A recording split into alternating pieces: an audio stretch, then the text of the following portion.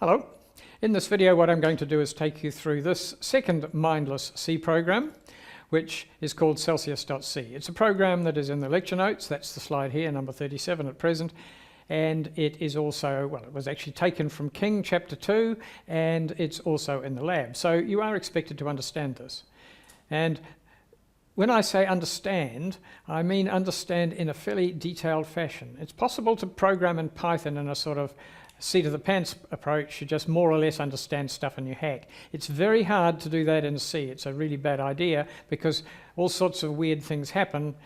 C is nowhere near as friendly as Python. So let's go through the details. I'm going to start and build this program up. What the program does is it prompts for a temperature in degrees Fahrenheit and it prints out the temperature in degrees Celsius. How hard can that be? We'll see. So I've started with a skeleton of a C program, your second mindless C program. Any C program should start with a comment. It should then have a list of the hash includes. These are preprocessor directives. I'll explain in a bit what I mean by that. And then it will have a list of functions, support functions, there aren't any, and it'll finish with the main function, which is always of that form. So I'm going to build this up step by step. I nearly said by degrees. So the first thing I'm going to do is ask the user for to enter a temperature in Fahrenheit, and I just happen to have that ready to roll. There it is. So this program as it stands does nothing more than prompt for input. I encourage you to write your program building it up in pieces like this. Run it, it says enter Fahrenheit temperature. This is essentially the Hello World program, except it says Hello Fahrenheit instead. Now, I'm going to do things in a slightly strange order.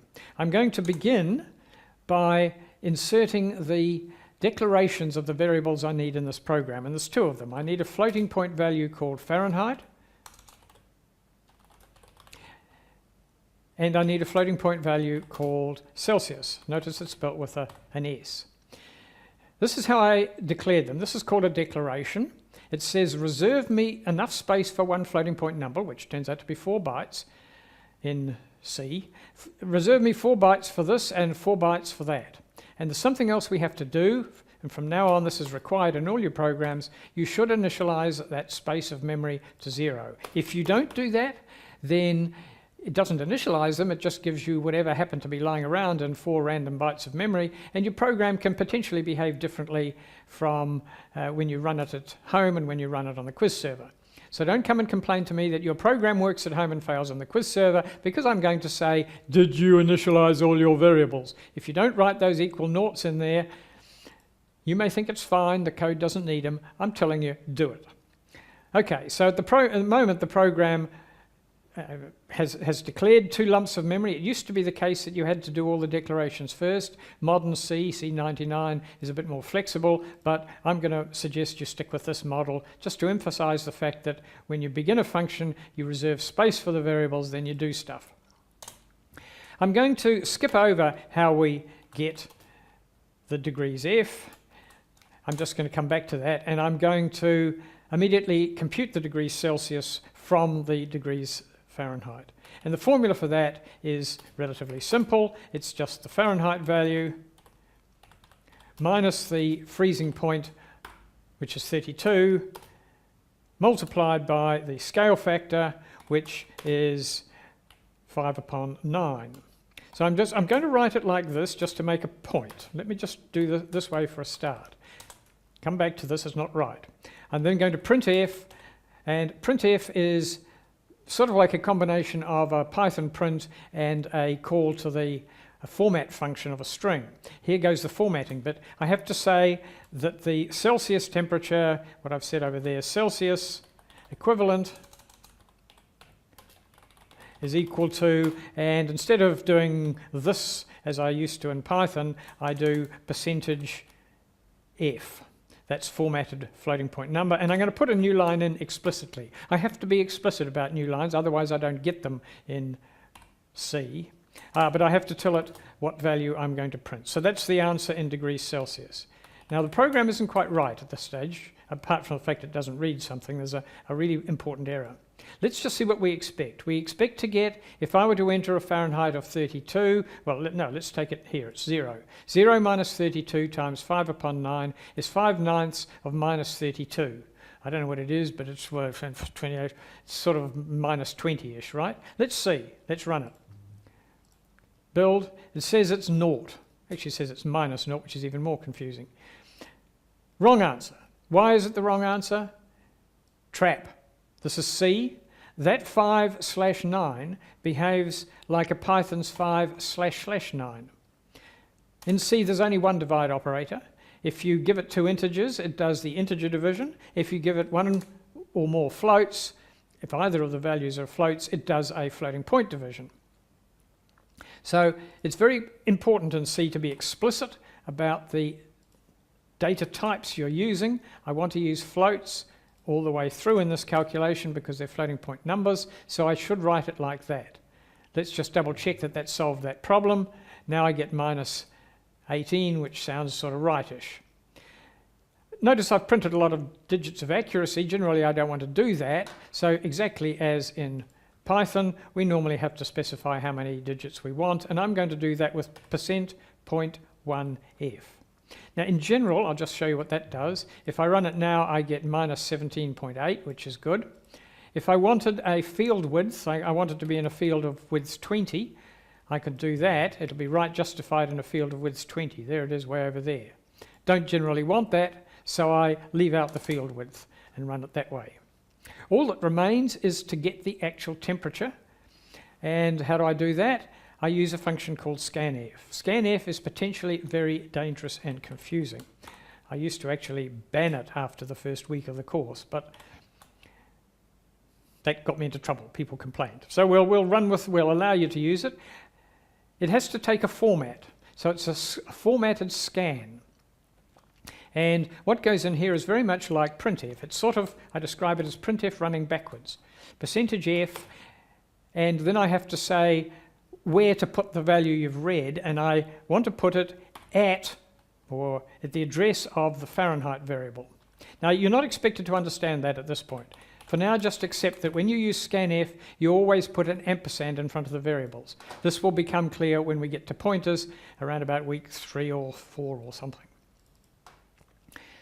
So if I just gave it Fahrenheit, that would pass the value of Fahrenheit, which would be a 0, into scanf. There's no way it could put the answer back. So I have to tell it where to put the answer. So let's see what happens. Run the program now. I'll build it first, run it.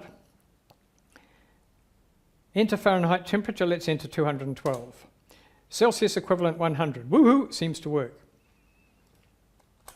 So at that point the program is more or less ready to run, but there's a few differences from over here and I just want to emphasize those. So one of the things that I want to do is get rid of the constants in the code. There's a sort of rule which says we don't use those. We never have constants built into the code. And the way we deal with that in C is a little bit different from Python. We traditionally do it with hash defines. So I'm going to copy out the 32. I'm going to put in here freezing point as a all caps variable, and I'm going to write hash define freezing point to be minus 32. Now notice the way I write it. Hash define freezing point space 32. I'm also going to do the same with the scale factor, so I'm going to pull that out times scale factor. So I'm going to do hash define scale factor. That satisfies my style rule that you never have constants, random constants stuck in the middle of your code. I do not put equals and I do not put a semicolon on the end because these things are not C statements, they're macros. What do I mean by a macro? I think I kind of explained this in the previous video. I mean that every occurrence of that word gets replaced with all of that. So whenever you see scale factor, that's the replacement. Let's just prove that still works. We build and we run into 212 and prints out Celsius equivalent of 100, looking good. So we're just about done. There's one more change I made to this program, which is the extra feature I added to the version in King. Normally in a C function we have to finish by returning a value from the function. In this case we have to return an int because that's the type of the function. So return 0 is the normal thing, that returns the value 0, which means everything worked, which is kind of a funny value because 0 sounds like false and it doesn't sound good. So rather than that, what I'd prefer you to do is use something called stdlib.h and return a special value, which you can see in the code over there, called exit_success.